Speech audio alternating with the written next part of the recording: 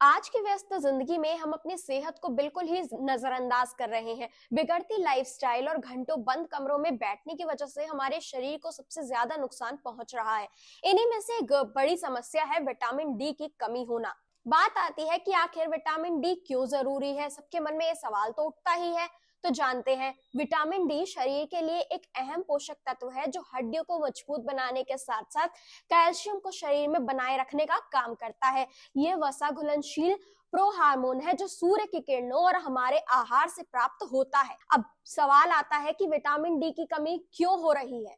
सूरज की रोशनी से दूरी बनाने की वजह से, घंटों बंद कमरों में काम करने की वजह से, अनहेल्दी डाइट की वजह से और जागरूकता की कमी होने की वजह से। लक्षण क्या क्या होते हैं इसके, तो जान लेते हैं। सबसे पहले युवाओं में थकान, सीढ़ियां चढ़ना में दिक्कत होना, पैरों और शरीर में दर्द होना, अवसाद। बच्चों में रिकेट्स की समस्या, समय पर दांत न आना, कमजोर हड्डियां।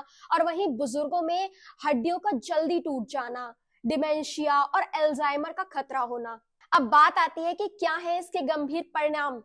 हड्डियां इतनी कमजोर हो जाती है कि हल्की चोट से भी फ्रैक्चर का कारण बन सकता है।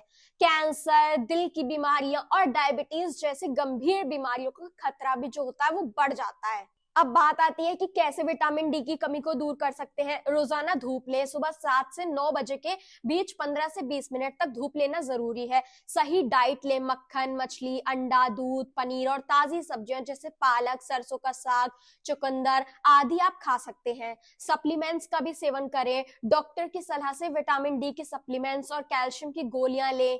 बच्चों और गर्भवती महिलाओं का ध्यान रखें। नवजात बच्चों को रोज धूप दिखाएं और गर्भावस्था में विटामिन डी का सेवन सुनिश्चित करें।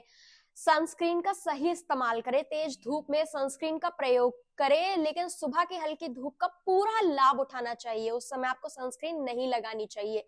पर क्या आप ये बात जानते हैं कि एक शोध के अनुसार भारत के 70% लोग विटामिन डी की कमी का शिकार होते हैं।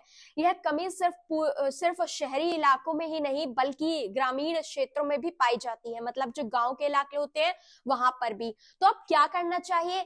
अपनी सेहत के लिए जागरूक बने। हल्की थकान और दर्द नजरअंदाज आपको बिल्कुल भी नहीं करना चाहिए। विटामिन डी की कमी से बचने के लिए समय रहते अच्छा कदम उठाएं, सही कदम उठाएं। याद रखें, सेहत ही सबसे बड़ा धन होती है। खुद को स्वस्थ और ऊर्जावान बनाए रखने के लिए विटामिन डी का संतुलित स्तर बहुत ही जरूरी होता है।